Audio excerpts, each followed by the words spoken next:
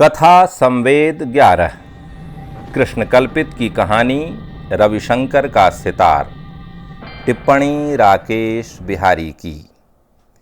गहन इतिहास बोध के धनी कृष्णकल्पित का जन्म 30 अक्टूबर 1957 को रेगिस्तान के कस्बे फतेहपुर शेखावाटी में हुआ। कवि के रूप में प्रसिद्ध कृष्णकल्पित ने कथा लेखन के क्षेत्र में भी उल्लेखनीय काम किया है। इनकी पहली कहानी फटी हुई कमीजें 1977 में सारिका में प्रकाशित हुई थी। अब तक इनके 5 कविता संग्रह भीड़ से गुजरते हुए, बढ़ई का बेटा, कोई अछूता सबद, एक शराबी की सूक्तियाँ और बागे बेदिल, हिंदी में काव्यशास्त्र की प्रथम पुस्तक कविता रहस्य, सिनेमा और मीडिया पर केंद्रित एक पुस्तक छोटा पर्दा बड़ा पर्दा तथा एक काव्याख्यान हिंदनामा एक महादेश की गाथा प्रकाशित हो चुके हैं। रविशंकर का सितार के केंद्र में 50 वर्ष पहले की स्मृतियां हैं। कुछ खास समय संदर्भों को छोड़ दें तो अपने परिवेश और प्रभाव दोनों में ही यह कहानी स्वातंत्र्योत्तर भारत के स्वप्न और विकास यात्रा के रूपक की तरह उपस्थित होती है।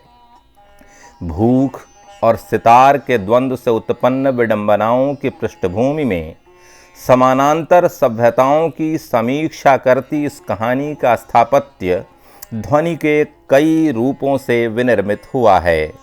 इस कहानी के आरंभ में सितार है और अंत में पकते हुए भात की खदबद। ध्वनि और संगीत के इन दो छोरों के बीच अलग अलग अर्थ संकेतों के साथ पदचाप, हंसी, सिक्कों की खनखनाहट और खांसी की आवाज़ें भी शामिल हैं। इस कहानी को खड़ा करने में ध्वनि के समानांतर जिस दूसरी चीज़ की महत्वपूर्ण भूमिका है वह है रोशनी। आवाज़ और रोशनी की ये विविध शक्लें कदम कदम पर बिछे सन्नाटे और अंधेरे को तोड़ने का जो रचनात्मक जतन करती हैं, वही यहाँ एक रोचक कहानी के रूप में मौजूद है। सन्नाटे के विरुद्ध ध्वनि और अंधेरे के विरुद्ध रोशनी के उपक्रम की यह कहानी कागज के सफ़े पर ख़त्म होकर भी ख़त्म नहीं होती, बल्कि हमारे भीतर बेचैनी की एक नई दुनिया का निर्माण करने लगती है। तो आइए सुनते हैं कृष्णकल्पित की कहानी, उन्हीं की जुबानी, रविशंकर का सितार। कहानी का शीर्षक है रविशंकर का सितार। कहानी से पहले लेखक ने एक नोट लिखा है। यह किस्सा 50 बरस पुराना है जिसे अब कहानी में ढाला गया है। इसे कहा और सुना तो बहुत बार जा चुका है, लेकिन लिखा पहली बार जा रहा है। इस कहानी के जो 3 पात्र हैं वे अब इस देश के वरिष्ठ नागरिक हैं। जिस समय की ये कहानी है उस समय उनकी उम्र 21, 22 और 23 बरस की थी। 23 बरस वाला अब एक विश्वविद्यालय का रिटायर्ड प्रोफेसर और हिंदी का विख्यात लेखक है। 22 बरस वाला भी हिंदी का कथाकार और लेखक है और 21 बरस वाला हिंदी का एक कवि और इस कहानी का लेखक है। वे तीनों रविशंकर का सितार सुनकर लौट रहे थे। रात गहरा गई थी और विश्वविद्यालय की उस वीरान सड़क पर उनके थके हुए पाँवों की पदचाप गूंज रही थी। वे बहुत कम बोल रहे थे। अभी उन्हें लगभग 2 किलोमीटर और चलना था। दूर रोशनी के चौकोर टुकड़े नजर आ रहे थे, जैसे आरी से बराबर काट कर चिपकाए गए हों। यह डीबीएन हॉस्टल की खिड़कियों से झरती हुई रोशनी थी, जहां सबको पहुंचना था। अभी कुछ तो बची हुई होगी, रात को सारी खत्म नहीं हुई थी। उसने पूछा, भीतर का सारा आत्मविश्वास बटोरते हुए। हालांकि वह भी जानता था कि अब वहाँ कुछ नहीं बचा है, लेकिन वह इस बात पर विश्वास नहीं करना चाहता था। उसकी बात पर किसी ने ध्यान नहीं दिया। जैसे उसने कुछ नहीं कहा हो। उसने झल्लाकर जाने किसको एक भद्दी सी गाली दी और बीड़ी सुलगाने लगा। तीली की रोशनी में बेतरतीब बढ़ी हुई दाढ़ी वाला उसका चेहरा बहुत भयावह लग रहा था। वहाँ पर घंटा बचा हुआ है, उसे बजाना और सो जाना। सबसे आगे चल रहे लड़के ने हवा में उत्तर फेंका। उसकी चाल में अपेक्षाकृत तेजी थी और उसके पीछे वाले ने अंदाज़ा लगाया कि अभी उसके पास थोड़े बहुत चावल बचे हुए थे जिसे वह जाते ही हीटर पे चढ़ाएगा। उसे याद आया उसके कमरे में भी 3-4 प्याज रखे हुए हैं। वह आगे बढ़ा और सबसे आगे वाले लड़के के कंधों पर हाथ रखा। उसने अपने कंधे पर रखे हुए हाथ को झटकारा और जलती हुई आंखों से गर्दन सटाकर कहा, क्या है? मेरे पास 2-3 प्याज बचे हुए हैं।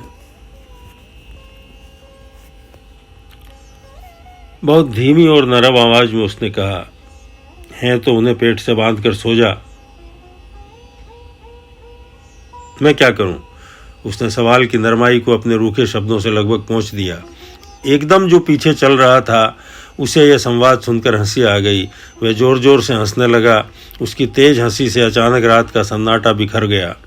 वह अब भी जोर जोर से हंस रहा था। वह जेब में पड़े कुछ सिक्कों को बजाने लगा। उसके इस तरह हंसने पर या सिक्कों की खनखनाहट सुनकर एकदम अगले वाला रुका, मुड़ा और बहुत ही सधे कदमों से उसके पास आया और रहस्यमयी नज़रों से उसे घूरने लगा। वह अब भी हंसे जा रहा था। वह 2 दिन से भूखा था। सिर्फ 10-12 चाय और 2-4 तली हुई ब्रेड के सहारे वह हंस रहा था। हा हा हा हा हा, तीसरी दुनिया, वह चिल्लाया और फिर हंसने लगा। हा हा हा हा, लूशून, हा हा हा हा, शोदोर दोस्तोयेवस्की, हा हा हा हा, मायकोवस्की, हा हा हा हा, प्रेमचंद, हा हा हा हा, पतलून पहना बादल, हा हा हा हा, रविशंकर का सितार, हा हा हा हा। हंसते हंसते उसकी हंसी कमज़ोर पड़ी और वह खांसने लगा। उसने अपने हाथों में थामी हुई मायकोवस्की की किताब हवा में उछाल दी। वह सड़क के बीचों बीच बैठ गया, लगातार खांसता हुआ। उसे दोनों ने सहारा देकर उठाया।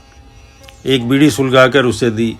एक ने उसकी जेब से सारी रेजगारी निकाल ली और लैंप पोस्ट की धीमी रोशनी में सिक्कों को गिनने लगा। कुल 2.5 रुपये की रेजगारी थी जिसने उन दोनों की आंखों में रोशनी जगा दी। वे नाराजगी के साथ उसकी तरफ देख रहे थे। पहले क्यों नहीं बताया? वे फिर चलने लगे थे हॉस्टल की तरफ। पहले बता देते तो रविशंकर का सितार सुनना क्या जरूरी था? वे बीड़ी पीते हुए खामोश था। खांसी अब थम गई थी। उसने इस गैर जरूरी सवाल का जवाब देने की कोई कोशिश नहीं की। पहले और बाद से क्या फ़र्क पड़ता है? सच्चाई यह है कि अब हाथों में 2.5 रुपये की खनखनाती हुई रेजगारी है। अब मिलेगा भी क्या? सारी दुकानें बंद हो चुकी हैं। मेरे पास थोड़े से चावल बचे हुए हैं और इसके पास कुछ प्याज। आखिरकार उसने रहस्य खोल दिया। हॉस्टल का दरवाज़ा खुला हुआ था। चौकीदार अंदर लंबी चौड़ी टेबल पर पसरा हुआ खर्राटे ले रहा था। मेस में अंधेरा था और मेस के बाहर बैठा झबरीला कुत्ता पूंछ हिला रहा था। तीनों के कमरे नीचे बाईं तरफ थे, जहां वे पिछले 10 महीनों से अवैध रूप से रह रहे थे। वे तीनों इस विश्वविद्यालय के रजिस्टर्ड शोध छात्र थे।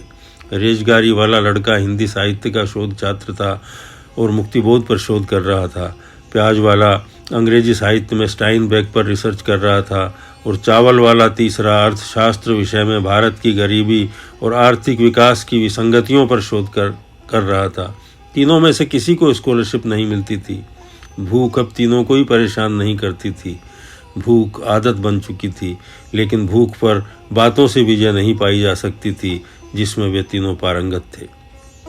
स्टाइनबेक पर जो रिसर्च कर रहा था, वह दिन में एक लड़की से प्रेम भी किया करता था। लड़की टिफ़िन लेकर आती थी जिससे उसका काम चल जाता था।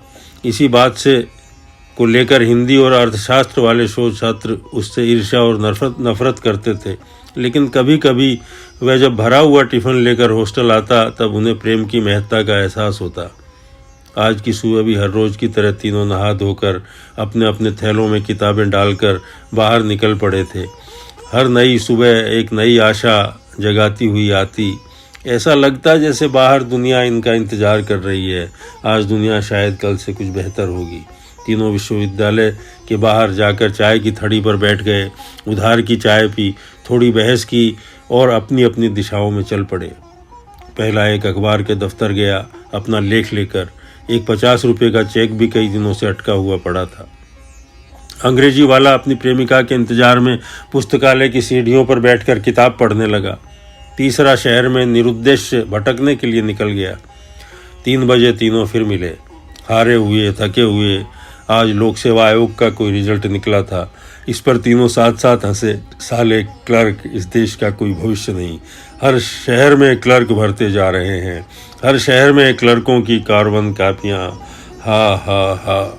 एक भुवनेश्वर की कहानी का डायलॉग बोलने लगा। तीनों ने साथ साथ चाय पी। उधार, चाय वाला उधार था। पहला फैज की एक ताज़ा गज़ल की कटिंग लाया था, उसे सस्वर पढ़ा गया। थड़ी पर पड़े अखबार से पता चला कि आज रविंद्र मंच पर रविशंकर का सितार वादन है। 50 रुपये का टिकट है। तीनों चाय पीकर पैदल ही रविंद्र मंच की तरफ चल पड़े। यह भी सोचा गया कि यदि वहाँ कोई परिचित मिला तो 5-10 रुपये उधार लेकर आज शाम के भोजन का इंतजाम किया जाएगा, दाल फ्राई और तंदूरी रोटी। रविंद्र मंच के बाहर कारों का जमघट था। लोग अपनी अपनी सजी धजी बीवियों के साथ कारों से उतरकर अंदर जा रहे थे। साले दिन भर दुनिया को लूटेंगे और शाम को रविशंकर का सितार सुनेंगे। थू। पहले ने अपनी दाढ़ी पर हाथ फेरा और दोनों से कहा, आओ। दोनों हिचकते हुए उसके पीछे चलने लगे। पहले ने बीड़ी सुलगाली थी और आगे आगे चल रहा था। दरवाजे पर किसी ने नहीं रोका। कार्ड अथवा टिकट मांगा। पहले वाले ने एक भरपूर बीड़ी का कश लिया और धुआं उसके मुंह पर छोड़ दिया और गुस्से आंखों से गेट कीपर की तरफ देखा। इसके बाद उसने कुछ नहीं पूछा। तीनों अंदर आ गए। रविशंकर का सितार सुनते हुए तीनों बीच बीच में आगे पीछे घूम कर किसी परिचित को ढूंढते रहे। कोई परिचित नजर नहीं आया। कोई आधा घंटा बाद जब रविशंकर की अंगुलियां जादू जगा रही थी, वे तीनों बाहर निकल आए। बाहर अंधेरा और रामनिवास बाग में नियॉन बत्तियां जगमगा रही थी। हॉस्टल की गैलरी से चलते हुए तीनों 62 नंबर के कमरे के सामने रुके। ताला खोलकर अंदर गए। कमरे में बेतरतीब फैली हुई किताबें, सिगरेटों और बीड़ियों के टोटे। एक ने फटाफट एक टूटे से हीटर को निकाला, उसे ठीक करने लगा। दूसरा पतीला धोने चला गया और तीसरा कागज़ के ठोंगे में 3-4-5 मुट्ठी पड़े चावलों को बीनने लगा। देखते देखते चावल सीझने लगा। रेजगारी में से एक अठन्नी निकाल कर टॉस किया गया कि अस्पताल के सामने से ब्रेड का पैकेट कौन लाएगा। अर्थशास्त्र वाला शोध छात्र चौकीदार की साइकिल लेकर दौड़ पड़ा। पहले ने अलमारी खोलकर एक फौजी बक्सा निकाल कर खोला। उसमें मिलिट्री कैंटीन से लाई रम की बोतल निकाली, जिसमें 1/4 से अधिक शराब बाकी थी। उसे वह विजेता की तरह देखने लगा। जब तीसरा ब्रेड का पैकेट लेकर आया तो देखा पहले वाला फैज की एक नज्म गुनगुना रहा है, दूसरा प्याज काट रहा है और टेबल पर 1/4 से अधिक भरी रम की बोतल पड़ी हुई है और हीटर में चावल खदबद सीज रहे हैं और हीटर में चावल खदबद सीज रहे हैं।